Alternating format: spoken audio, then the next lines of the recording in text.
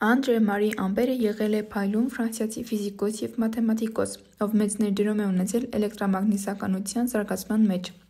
Նա ծնվել է 1775 թվականին և արդեն վաղ տարիքում ցույց է տվել գիտության հանդեպ մեծ հետաքրքրություն։ Ամպերը ուսումնասիրում էր, թե ինչպես է աշխատում էլեկտրական հոսանքը և փորձերով ապացուցեց, որ հոսքով լցված լարերը կարող են իրար վրա ազդել, գրավել կամ վանել։ Նրա այս բացահայտումները դարձան էլեկտրոդինամիկայի հիմքը։ Ամպերը առաջին գիտնականներից էր, ով պատկերացրեց, որ էլեկտրականությունն ու մագնիսականությունը կապված երևույթներ են։ Նա ձևակերպեց հայտնի ամպերի օրենքը, որը կարևոր դեր ունի ֆիզիկայի մեջ։ Նրա անունով է կոչվել էլեկտրական հոսանքի հիմնական միավորը՝ ամպերը, որն օգտագործվում է ամբողջ աշխարհում։ Անդրե Մարի Ամպերը իր աշխատությամբ մեծապես փոխեց մարդկության պատկերացումները էլեկտրականության մասին և դարձավ ֆիզիկայի պատմության ամենակարևոր դեմքերից մեկը։